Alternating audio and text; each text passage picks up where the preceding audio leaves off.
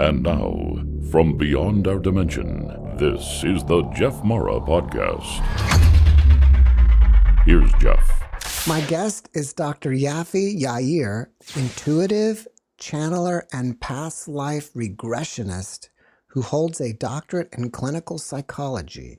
She brings light language and verbal transmissions from the Divine Feminine Hathor and from an array of other spiritual sources, including earth elements, Viola the fairy, and extraterrestrials. Dr. Yair, thank you for joining me today and welcome. Hi, Jeff. Thank you for having me. Well, Doc, you are in the perfect position for me because you're both a clinical psychologist and you are in the metaphysical world. So we can get, takes from both different viewpoints. And Absolutely. If you don't mind, can we just start with your own spiritual journey and how you went from this clinical world into the world of woo-woo? Yes, the world of woo-woo is my favorite world. And it has been my favorite world since I was very, very little. However, I was also very oriented towards sciences and kind of the more logic, reason-led brain. And I was also raised in a very agnostic, logical family with no spirituality and no religion whatsoever. So my whole life, I was kind of back and forth between the two worlds. And when it was time to study, I could not imagine anything better than psychology to suit me.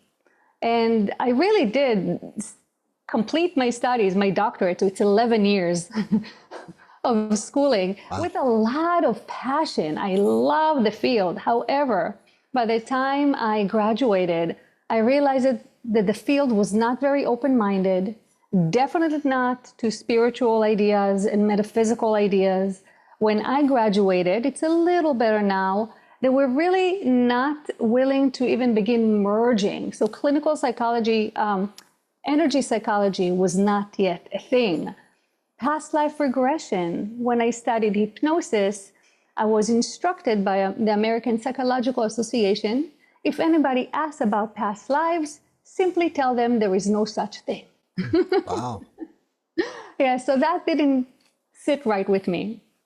And I realized I really had to choose between the clinical world and the spiritual world because the clinical world was not open to the spiritual world.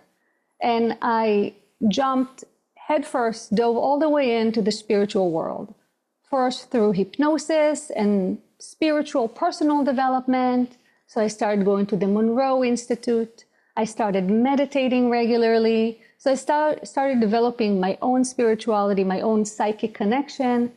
And at the same time, professionally, I started focusing on hypnosis and energy work and using everything I learned in my clinical training, but applying it in a more holistic and spiritual way.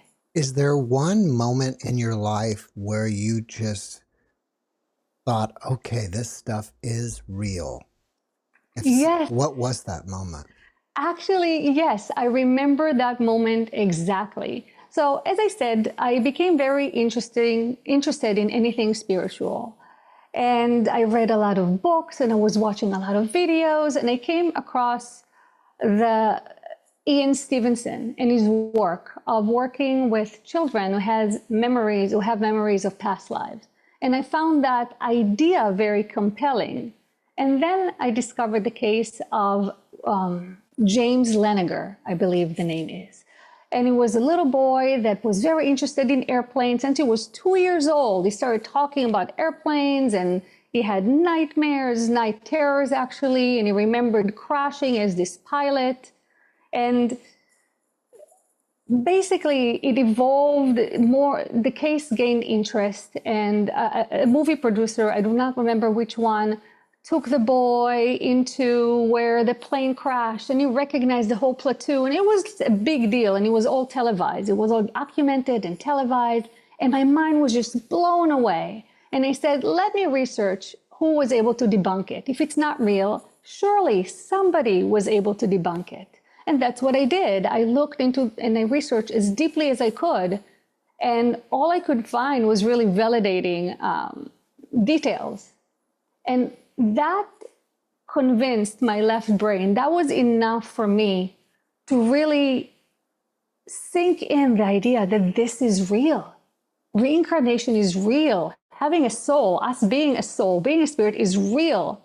And for some reason, after everything that I read and listened to and saw, that one case and not being able to refute it or debunk it really sunk in for me. And I started crying. That's why I remember that moment. I was crying hysterically. And I remember going to my husband and said, this is real. We really have a soul. And what's interesting, that once I was convinced, once I was able to take that leap of faith, that's when the magic really opened up to me. And that's one of the things that I realized along my spiritual journey. You know, we used to think seeing is believing, but it really, really is believing is seeing. And it's not about belief. It's not the right word here. But we're working with the phrases we have. But the idea is that once you take that leap of faith, once you open your mind enough to really believe in the possibility of magic, the magic of the world, and our ability to co-create a reality, things that are beyond logic really start happening. I'm assuming at some point in your clinical career, you had to do rounds at a hospital. Do you ever look back at those patients and think maybe this person was misdiagnosed and they really are having some kind of paranormal or spiritual experience? Yes, I think that about the whole field. So it's beyond the personal experiences that I have had. It's the whole field, and especially psychotic disorders. And what does it mean to be psychotic? And I do think there's a loosening grasp of reality, but I also think there is an overlap, and maybe even always, I'm not sure, an overlap with spiritual and psychic sensitivity. And a part of this loosening grasp of reality is because actual voices coming through and actual images and actual influences and spirits come through. And on the other side, not everybody is nice. Just like here, not everybody is nice. And when people are vulnerable but have no discernment and no grounding, they often are picked on by spirits that are not so nice. And you can see if somebody has that sensitivity and that vulnerability of not knowing how to deal with it and what's real, and real is really physical, and what's not, it can spiral out of control. And I actually know a very famous psychic spy who was working for the CIA in their remote viewing program. And I don't want to give information that will reveal who it is. And he has a sister, and both him and his sister had psychic abilities growing up. But he said that he learned to be quiet about it really fast, and his sister didn't. And indeed, she was diagnosed with schizophrenia and given a lot of medications. And later, as an adult, he became an extremely high-functioning adult. He worked for the CIA. And she's institutionalized her whole life. So possibly the same ability, the same gift, taken differently, can yield completely different results and lives. How did you become a channeler? Well, I think I was born with certain sensitivities in terms of psychic abilities. And as I said, about 13 years ago, I really dove in to start developing my psychic abilities. And I started doing readings, first just to myself and friends and families. And it took a few years before it evolved to professionally. And I dabbled with channeling a little bit, which is, the way I see it, is almost an extension of doing readings. It's one step deeper than regular readings. And I dabbled with it a little bit, but I think it was too woo-woo for me. And then during COVID, actually, right before COVID, the name of Lisa Royal Holt kept on popping in my life. In a very short time, she came from several directions, and lo and behold, she was a teacher, and she was a channeling teacher who believed in inner work and all about the real teacher within and about just learning to be clear. And I love that. and she was very down to earth. So I'm like, okay, sign me up, I'm in. And then COVID happened. So during my training, which is a long form training, it was 6 months, I had all the time in the world to completely dedicate myself. So we're talking about breath work and meditations and body work, different exercises and channeling practices daily. I took about 2 hours a day in addition to my usual meditation practice to give to this channeling practice. And this was, I believe, in 2020 or 2021. Yeah, 2020 must have been.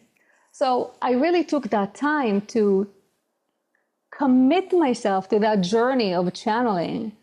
And with the structure of the training and with regular practice, I've learned to develop the trust that it takes to really be a clear vessel, a channel. I'm glad you brought up the bad entities out there, because I recently had a guest on who is another clinical PhD psychologist, and we were talking about the negative entities out there. And since you agree, how do you know that you're not channeling a trickster? Yeah, so there are a few things. So for me, the 101, the main thing is the state I put myself in as I open to channel. And I put myself in the lightest, more positive, most expansive, and yet grounded. So I'm answering it. I'm jumping all over the place. So grounded really talks about my work of being grounded in this physical as a person. But when I channel, I open myself in a very expansive, very heart-centered, open way. And when you put yourself in such a high frequency state, negative spirits cannot really get to you. So for me personally, that is my form of protection. So I don't use protection per se. I just put myself in a very, very high frequency, light heart space. And that for me provides the assurance that I'm only connecting to other entities that can even reach that frequency. And in fact, the entities that I'm connecting to operate at higher frequencies than I can reach, but they can lower themselves to reach the frequency that I am hiring myself to, so we can find a common ground to work with. Now, also, I will say that, especially when I began to channel, we used cards that our teacher gave us. And the cards had specific entities that were ready to work with us based on her experience and what she was feeling. So I started out of this bank of specific entities that were willing to work with us. So there's a safety net there. And from there, I learned to open up. And as I said, the experience takes over, the trust takes over, and also your familiarity with certain essences that I got used to working with. Is that how you contacted Hathor? That's how she contacted me, yes. So at first she came, and that's how I got the name, because I had no idea what the name Hathor meant or who that was. So yes, she was one of the cards. That was one of the names on the cards. And it was picked up for me several times. So one time I was in channel practice with other beginner channelers, and they picked up the card Hathor for me. One time I picked it up for myself. One time my husband picked it up. And each time was completely separate from a different deck, and it just kept on coming up. So who is Hathor? Yes, so the name Hathor is known from ancient Egypt as a goddess who was in the physical in ancient Egypt. And that's what the name means. So back then, they knew her as the archetypal mother. She was the mother to all the gods. She nursed the other gods. She gave of her milk. That's why she's known also as a cow. That's one of her symbols for Hathor. And it's because she nursed with her milk all the other gods. And that's what she's known for being the mother. Now, I didn't know that when I started channeling her. I expected something the name Hathor sounded very warrior-like to me, because the name Thor is in it. So I expected Hathor. And then when I channeled, I'm like, there's this softness and fluidity And then within a few transmissions, maybe the first or second transmission, she said, yes, I am a pathway of the divine feminine, which is so different than what I expected. So when I started channeling her, I never used the word goddess. I just used the divine feminine, because that's how she came through me, the divine feminine. And it took me a couple of years to start research Hathor and who she was, because in my personal life, I was never very past-oriented or myth-oriented. It's more present, future-oriented. So I don't have a lot of knowledge still about different histories and stories from the past. But I did learn over time that my experience of Hathor as a divine feminine actually resonates more and more and more with different traditions. So she's a goddess of ancient Egypt. She's also a pathway of the divine feminine. And she is also what some people will call extraterrestrial or extra-dimensional, as she is a part of a collective that is originated in Sirius, the star system Sirius. And the more we use words like collective and she versus they and star system, the more we are providing terms that may be easier for us or more relatable for us, but they reduce the accuracy. These words reduce the accuracy of the actual meaning of all these concepts. If I was one of your colleagues and I was very open-minded, or a person who has never experienced channeling before, how do you describe to people what is channeling and how does it work? That's an excellent question. So first of all, the channeling type that I do is called semi-conscious channeling. So channeling may be slightly different from person to person. However, generally speaking, channeling is when I open my own consciousness and it overlaps with another consciousness beyond my normal Yafi personality. So in this case, we can take Hathor, the divine feminine, which is very big, it's very broad, and it opens up to include me, and I open up, so my awareness include it or she or them, and that overlap is what comes through in the channeling. So I am still a part of the channeling. My vocabulary is being used, my understanding of concepts is even being used. So I'm still a part of the channeling. However, I have to keep myself a very passive, cooperative part so I don't interfere with the transmission. And so I don't come in the way. So channeling is the merging of the consciousness with my regular awareness and something beyond that. When you are channeling and somebody's asking a question, are you able to not answer and let this other being kind of flow through you? Yeah, that's very tricky because it does happen when somebody asks a question that, first of all, let me say that I do trust their judgment. They have such broad awareness, and if something really shouldn't be answered, they're not going to answer it. On the other hand, I am still present, back there in the background, but still present. So I do hear the question, and yes, I do react to the question. And it has happened that people ask something that me as Yafi was not fully comfortable with. So for one example would be that somebody asked about the earth, and we're talking about I don't even remember the different probabilities. And I was shown a probability where the earth was basically a scorched planet. And Yafi saw that imagery, that visual, and I cringed and I didn't want to talk about it. I didn't want to bring that information. I didn't want to talk about that. And, there's also that inner voice that's like, I don't know how accurate I am, and I definitely don't want to spread any fear. So there's all of that in the background that I have to keep in check.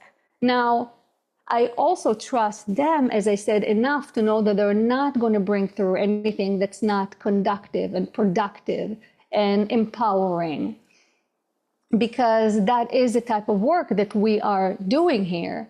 So there's a lot in it. But the bottom line is, yes, I can stop an answer from coming through, but I've learned to be a good girl and keep my emotions and my thoughts at bay. They still exist, but I have to keep them at a very low volume so they don't interfere and they don't overcome the transmission.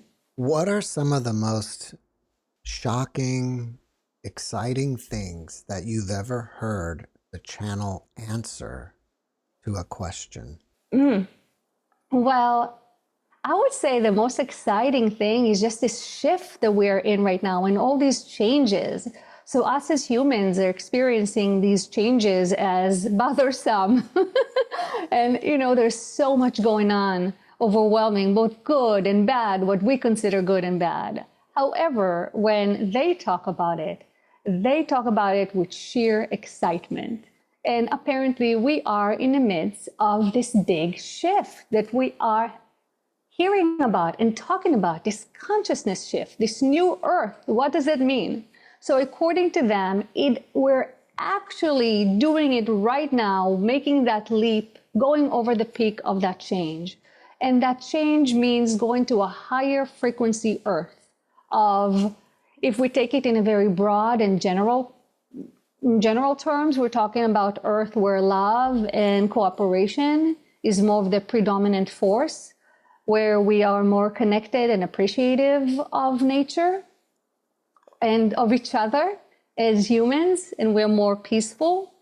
And another topic that really excites me and many, many, many of us, but really excites me, is the idea of open contact. And yes, we're talking about extraterrestrials, but through my personal channeling work, I know we're not only talking about extraterrestrials, we're talking about portal and energies and fairies and spirits and extraterrestrials that are already here and extraterrestrials that are visiting.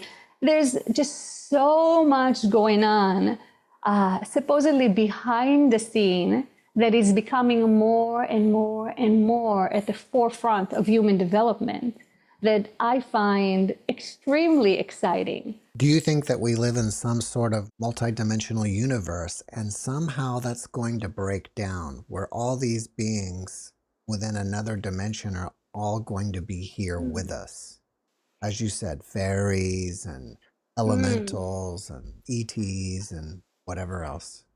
Yeah, in a way you can say that. So if we are upgrading, leveling up to a frequency that's more malleable, now we can be aware and open to more dimensions. So that if there are other dimensions that are right now not visible to us and not perceivable to us, and we're going to get, and we are getting closer to their frequency, more and more of that is going to be available to us. What do you think it's going to take to push us over the limit for us to finally get there? Because I still feel like there's a lot of suffering that goes on in this realm.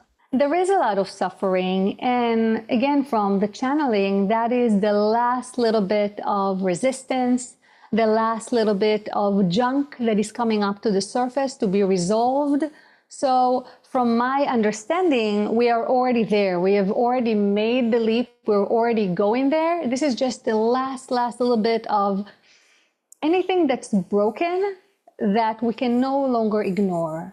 These are times that nothing can be swept under the carpet. We have to be focused. We have to be aware. And the only way is to be aware is to allow it all to come up. So it seems like more and more dirt is coming up to the surface or is around us, but it's just us becoming more and more aware of whatever is already broken and what it takes for humanity to make this leap is for each and every one of us to make the leap internally. So, it's one thing to talk about humanity, to have these big conversations, these generalities, but it's very, very different when it's you and your personal life and what it means to be more loving towards yourself and towards others and be more accepting and to deal with all the stress and all the mess that is coming up to the surface. Because I know in my personal life, I have a lot of things coming up to the surface, and a lot of it is natural. It's what we deal with as humans. So, a few months ago, my dad crossed over. So normal human life stuff, but more and more things to deal with. Do you have a timeline when we'll have open contact? Well, yes. I'm twisting your arm here. There are different timelines, again, depending on how big of a cycle you're talking about. So let me explain what I mean by cycle. So disclosure, open contact is going to happen from the bottom up. So we used to think of open contact as disclosure. Government is coming out and saying, ETs are here, we're all living peacefully together, ta-da! And the information that I'm getting, it's not going to be like this. It's going to be like this. So more individual contact. So for example, even me being a channeler, when we ask them, what about contact? They say, we consider this contact. So this is the beginning of open physical contact. So it's going to be more individuals, more small groups and larger groups and more taking it publicly. And I think at the same time, some information from the government and some from authority figures. And I think that's how it's going to unfold. Now, because it's an unfoldment, the timeline depends on where you are in that, what step you're in. So if you consider what I'm having as open contact, it's already here. And I will say that very recently in my channeling, Hathor has disclosed that they are here again in the physical on planet Earth. And this is a part of the preparation for physical contact. And I am myself preparing with much hope and anticipation for that next step. I'm literally expecting and hoping them to knock on my back door and say, can we come in? I'm like, yes, come. My puppy has been waiting for you. You know, I keep telling my audience, I want an ET to be one of my guests. And eventually I'm hoping that one will. I'll let you know if any of my guys, once they're here, if they want to go on. So you've said you've had other channelers. So you've had ETs on your show before, but not quite the way we want it. Right. Well, you also speak, I guess you would say, speak light language. What's the difference between speaking that language and channeling? So there isn't really a difference. So I call it practicing light language because I think it's more than a verbal language the way we speak it, because it also includes chants and songs and sounds, and I guess you could say mantras. So light language, the way I see it, is a form of channeling. However, it's not verbal channeling, so you do not have to produce words in English. Then what do you produce? And that has a lot of answers, and also depending on who you ask, a lot of versions. So some say that it's dialects of languages that are lost, either from Earth or from the stars. But like I said, some of it can be tones and sounds, so it's not always literal language. So when I teach light language, I take two principles of it. One, I teach you how to be in the flow and stay in the flow, which is channeling. And two, I teach you how to express it with your voice, which makes it, in my terminology, light language. So light language is vocal transmission that is not verbal. And it can include hand motions, and it moves energy in a very specific way. So what I discovered is that the sounds and the words that are uttered actually move the energy in certain ways, and they interact with our own energy field. So it's very interesting. Is the source of the light language the field of energy on the other side that's all-knowing, or something else? So I think it's a part of it, but I think there's also a more specific pathway it channels through. So when I started channeling, I channel Hathor, and she's known, I didn't know that, she's known for using her voice with different chants and tuning and toning. It was introduced to me as toning. However, when she did it through me, she introduced it as field tuning, as interacting with your field, energy field, and tuning it. So as far as I knew, Hathor was the source that's channeling it through me, and then I channel it outward. And then over time, my light language has developed, and I discovered that when I do more speech-like light language rather than chants or sounds, it's actually related to the entity or the frequency of Isis, the goddess Isis, another goddess from ancient Egypt. So apparently her and Hathor work together. I giggle because it's very weird for me. It's wasn't like me to use names and labels and categories. Like I said, I stayed away from the word goddess for a very long time, but now I'm using these names and that's what I'm used to. So the more verbal light language is from Isis, who works with energy in that way and uses those words and tones to weave the energy, usually around your spine, working with your spine in that way, increasing the energy flow and manipulating the energy flow.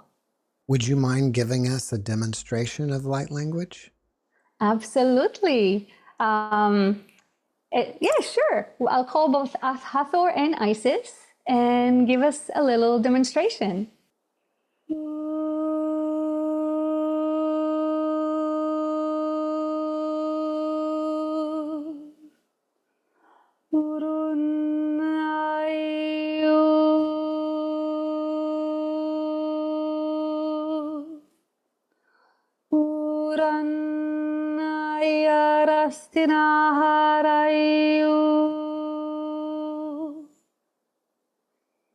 Puranaya harastyanahayu Hiranya homarianya Ukrania hom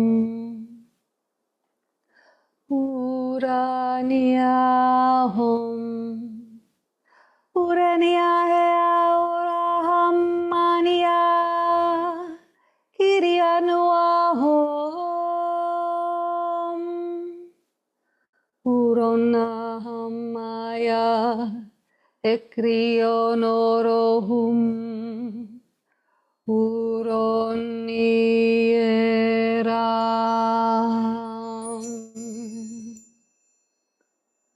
Ukrayastyaham Ukrastyahom Uraniahom Urostiarohom Nerahoi Ekrato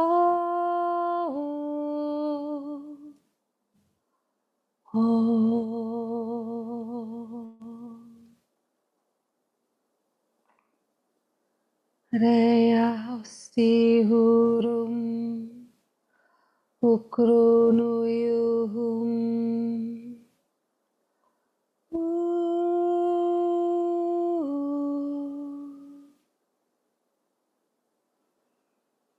Eyarastiana Katariana Iopaharastia Humura Hanariana Hakarastiana Hustuya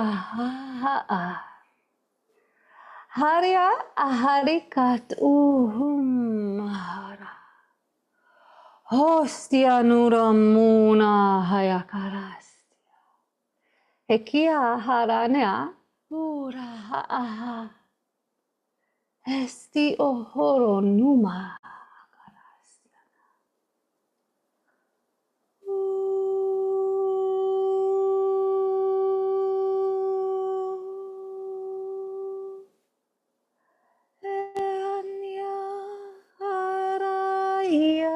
Homai Eriom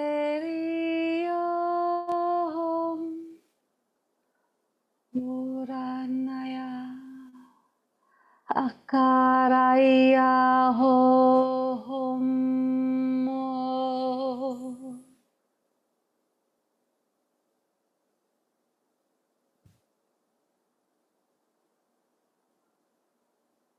And you may stay in that space, allowing the energies to settle.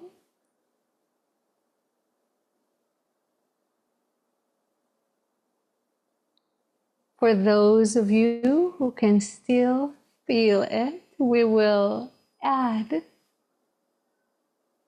the knowledge that we started with the head, and we did quite a lot of work around the head.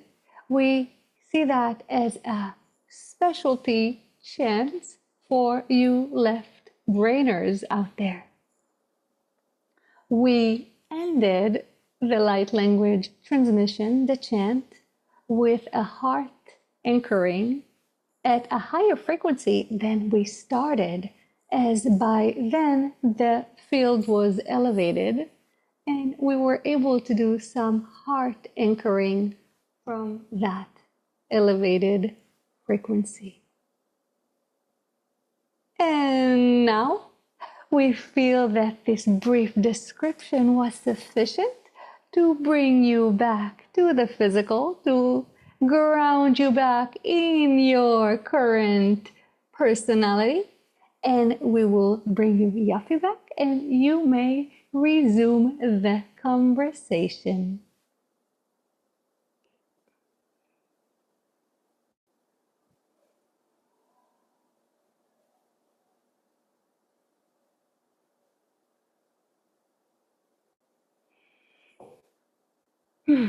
Welcome back. Thank you. Thank you. That was beautiful. It was interesting. The way I was interpreting it, I wouldn't say exactly Native American, but I interpreted it as if something of, like, I felt like I was in ancient times. And the beginning singing was almost like a mother, comforting mother singing. Oh. Isn't that pretty wild? Okay. So get that. The beginning sounds that you felt as as a comforting mother Well, was specifically Hathor. okay, yeah, because it was, People mother. let's just say if I broke it up into a musical piece, there was a beginning singing part, I don't know how long, and then there was kind of a chanting with a different voice, was kind of almost, I felt like a warrior woman voice. And then the third one was a little bit different again. Mm-hmm. Yeah, so I don't remember what was the second or third. Mm-hmm. So I don't know which one was which, but I know that Hathor opened it. So the opening oohs and those tones are often Hathor working with our field to get it where it needs to be for it to continue. And I don't know if you felt it. I don't mean to put you on the spot, but I don't mind putting you on the spot because it's okay if you didn't. But I don't know if you felt it. But the beginning, and I could tell, was really directed towards your head and towards the head area. And there was a lot of adjustment and stuff happening in that area. Like I said, I don't know if I really felt that. Where I was I felt like it was a mother comforting a child. That's very cool. Yeah. Yeah. So you actually felt the energy. You're right on. And the more breathy sound voice, that's more language, more speech-like. Yes. I don't know if that was the second or That the was third part. yeah, that what I would say was the second part.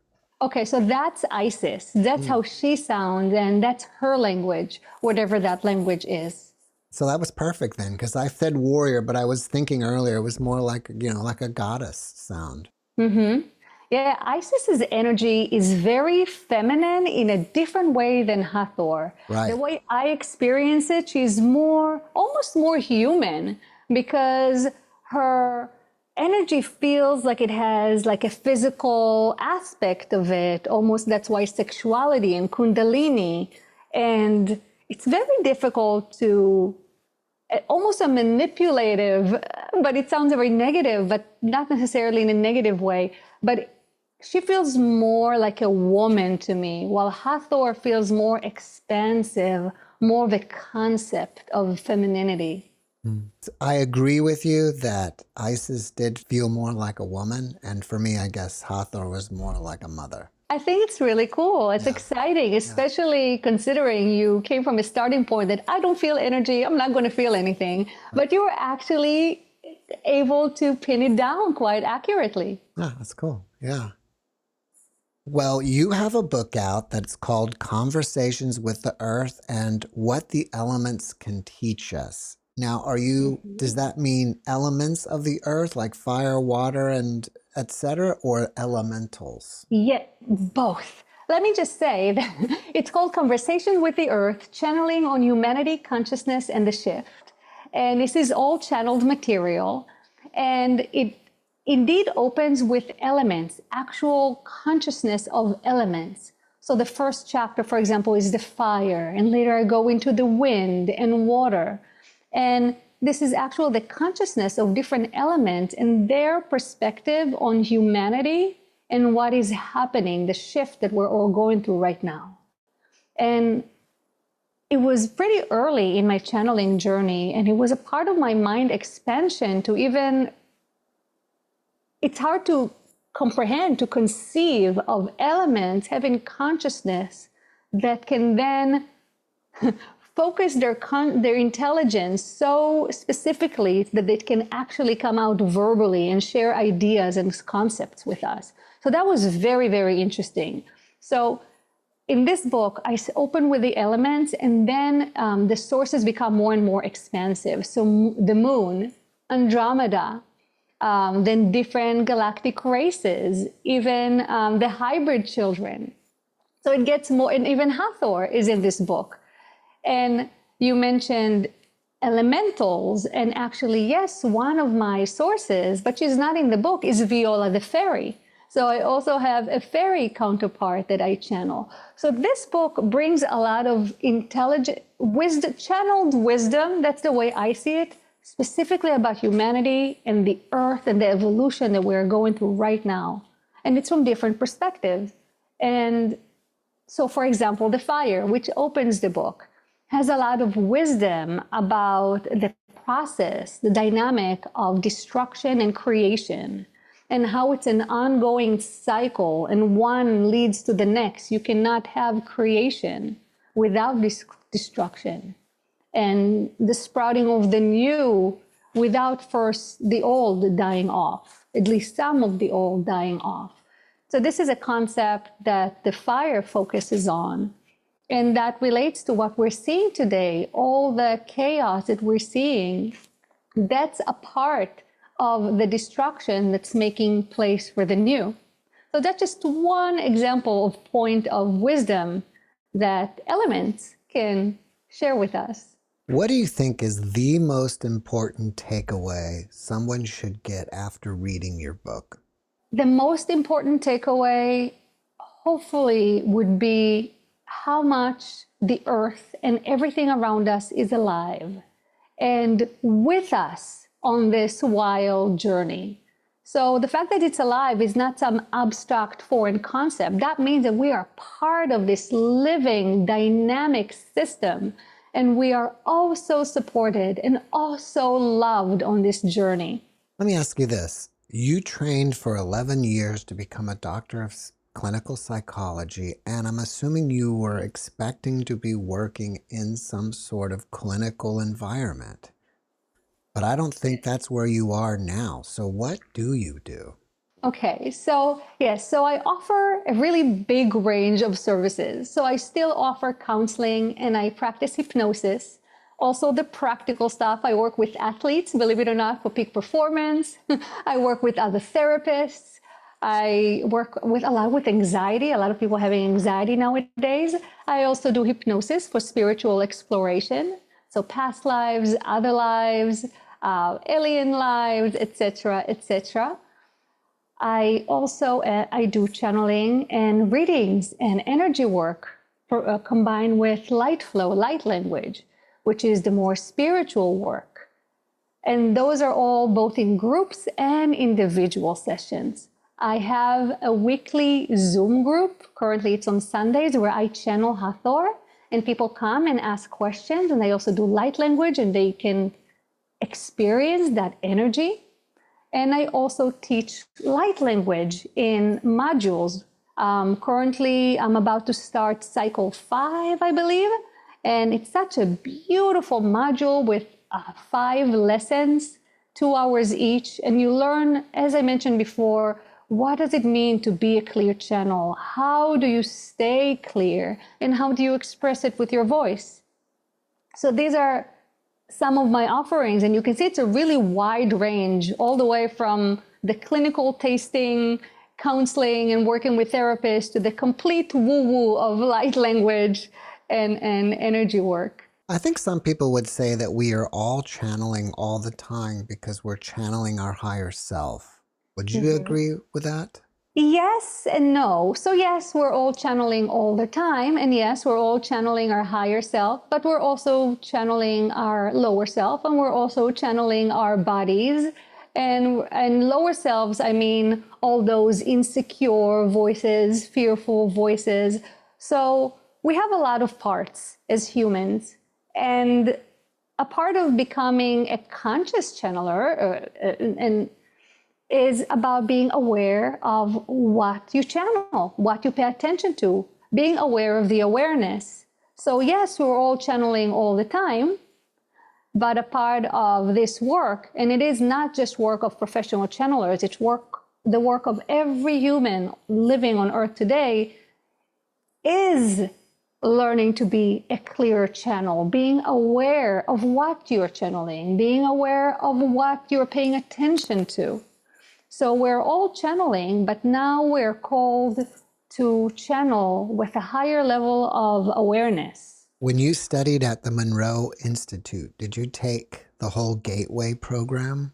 Oh, I've taken many, many programs with the Monroe Institute. Gateway was just the first. Gateway was 12 years ago. I've taken many, many programs since.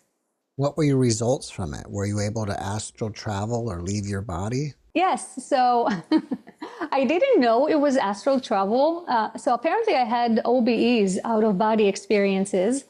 As early as the Gateway, I just didn't know that that's what it was. I just saw them as super vivid, visual, with full sensory experience. I just didn't, it was a super vivid meditation for me rather than an OBE. I didn't know, but yes, I've experienced OBEs from the beginning, the Gateway program. And I've learned the main value of it is not only going there and doing fun and wild things out there. Yes, it's a lot of fun, but really bringing it all here. So becoming more and more aware of all that spiritual world, all those other realms, while still functioning as a physical person. And that has been my journey. And again, I think it really is a journey of humanity, but that also has been my personal journey. So yes, I've had OBEs and I've had some crazy fun experiences. I still do. I was just there not long ago, last month. Maybe it was this month, last month. Yeah, this month. I just came back. And I'm going again in September. And different program has different focus. So you have different focus and different goals that you achieve. So it's not all about out-of-body experiences, but it is all about consciousness exploration. That's the theme. Do you think a person could ever study too much of this metaphysical stuff, too much Monroe Institute, Kundalini Yoga, etc., and somehow get into some sort of psychosis from it? I actually do. I really do. So this whole spiritual work and spiritual world can be a lot of fun, especially when you get into the magicalness, if that's a word, of it all, and manifestation. And, we're talking fairies, spirits, signs from the universe, angels. It's wonderful. What could be more exciting and fun than that? Well, the problem with that all of this is for us to be utilized in the here and now. First and foremost, we are a physical person having a physical experience. We need to be grounded in the earth, grounded in our body, in our environment, in our actual physical relationships. And if we start losing that, and a lot of people do, we start losing our connection with reality. So all of this, it's not that this is not real, but all of this is to enhance this physical reality. And I think it's very, very important. And yes, it can be by just people exploring or healers that can have full-on psychosis if they lose grasp with reality. But I also saw it a lot working with clients. I don't see it as much anymore, which is nice. But I saw it a lot working with clients that they're so hung up on this is a sign and what this sign means. And oh, I heard this name. This is an uncommon name. That means that I should not give up on that person and stay stuck on the idea of being with that person, even though they're not interested in me for 30 years now. And I've heard stuff like that. And people get so caught up in the woo-woo, the fun of the woo-woo, that they forget to take care of their physical body, their physical relationship, and their physical life. So I definitely think you can get lost in it very quickly and very easily. And it's not like you lost forever and ever. You can always come back to the physical body. You can always come back to clarity. But all this is fun and wonderful and is here to serve us to move forward this physical reality. And we can't lose sight of it. Well, what's the best way to keep a healthy balance, as well as what is the best way to ground ourselves? Yeah, so grounding, the way I understand it now, it really is having this connection with your physical body. That's why grounding can be spending time in nature, because that's as physical as it gets. Also, spending time in nature, some of the information that came through the channeling, that the earth vibrates at the same frequency as our bodies naturally vibrate. So when we do spend time in nature, in the earth, either walking barefoot or touch a tree, whatever floats your boat, you're grounding because you are literally helping yourself vibrate in this grounded physical environment. So grounding can also be, so we mentioned being in nature, but eating and drinking and taking a shower and exercising and dancing. This is all grounding because you're bringing it all to the physical, to the here and now. Now, in terms of being a grounded individual, again, pay attention to your body. Is your body well? Pay attention to your close relationships. Start closest and then expand outward. Your relationship with yourself, then your relationship with your loved ones. That's really what being a grounded individual is. Now, if you feel you're missing meaning, missing spirituality in your life, begin meditating. Meditating is the best practice you can have to connect to your inner joy, to connect to spirituality, to connect to other beings, to learn to quiet your mind. Anything you can think of that has to do with spiritual and personal development, meditation is the 101, is the base for it all. Is there a meditation procedure that you think is the best? Well, I really, really like the Monroe Institute sound. And that's what helped me being consistent with my meditations so many years ago. So a few things. So first of all, the breath. The breath is a wonderful mantra. Follow the breath. Focus on long, slow exhales, because that's what activates the parasympathetic nervous system. That's the relaxing part of your nervous system, the exhales. So focusing on long, slow exhales, and you can do it for 2 minutes, or you can do it for 20 minutes, is a very relaxing practice. And it's a good focal point to focus your mind. So first of all, the breath, in my opinion, is the best mantra. And as I mentioned, Monroe Sound. So they have many, many, many products. People are familiar, some people are familiar with HemiSync, which is the way they call their first technology. Now they're just calling it Monroe Sound Technology, and they're using different technologies, including HemiSync. And that really helps meditate. It helps take you there. The fact that you're listening to music or sound helps keep you there. and it helps giving the practice a structure. So I found a specific product that I really liked. Again, we're talking 13 years ago, and I started meditating with it daily. And it was very long, 53 minutes, and I put the last track twice. So I meditated for a full hour every day for a year with this one specific track. Is that sound or that song on their app? Yeah, so they do have an app. It's called Expand. And they also, if you just go to their website, the Monroe Institute, you can download, they have MP3s and they also have physical CDs. And there, if not thousands, then definitely hundreds of programs, of products. It's endless. And they have guided ones and they have music with tones in them. And yes, they have the app. And the app is great. I like the app a lot. Well, I also want to mention that you're going to be at the Sedona Transcendence Retreat in September. Yay. What will you be talking about there? Yes, I'm super excited about it. It's going to be my first time doing a retreat in Sedona.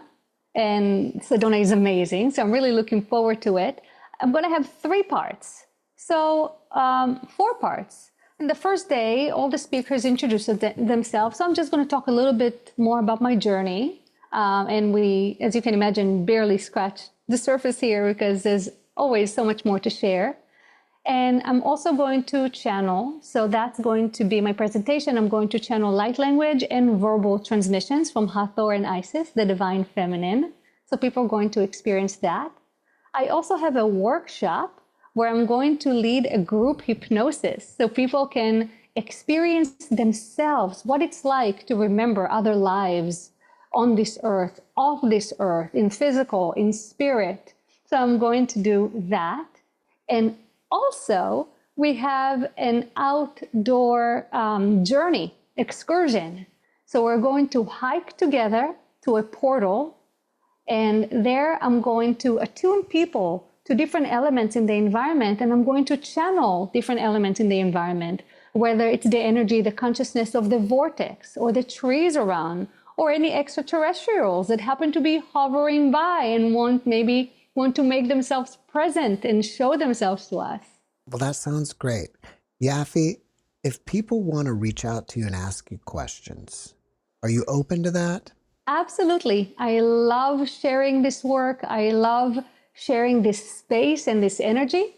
People can reach me. Should I tell them how they can contact me? Sure. Yes, so my website is yafichanneling.com, and they can write to me there. I'm also on YouTube. I have a lot of videos. That's a great way to get into the material, to see how it feels. And that's just my name, Yafi Yair. That's on YouTube. And of course, read the books. I have Conversations with the Earth. I'm currently finishing up Conversations with Hathor, channeling the Divine Feminine, which is going to be my next book. After that, I already have in line Conversations with Viola, and then some more Hathor. So, it doesn't end. It's just one thing brings to the next, and it's such a fascinating world. Before we wrap it up, can you leave us with one last positive message? Sure. Let's see. One last part. Okay, yes. Let's talk about the messages from the elements. So a really nice message that I liked from the wind is that the wind talks about how we live in such turbulent times and there's so much happening. And the wind talked about choosing the path of least resistance. If we're able to do less resisting and less kicking and screaming and allow ourselves to be carried away by this seemingly crazy tornado, it will take us all the way to the top. And from the top, the wind assures us the view is beautiful. So all we have to do is trust ourselves, trust Mother Earth, trust Source, trust all our guides and our different parts and aspects that are loving us and supporting us and are rooting for us and are with us on this wild journey. Dr. Yair, thank you for your message and thank you for being my guest. Thank you. Thanks for watching the JeffMara podcast. I really appreciate you. Another way to show support is through YouTube memberships. And if you do, there are loyalty badges and other perks depending on your level of membership. All you need to do is click the join button underneath the video to find out more. Thank you for your support.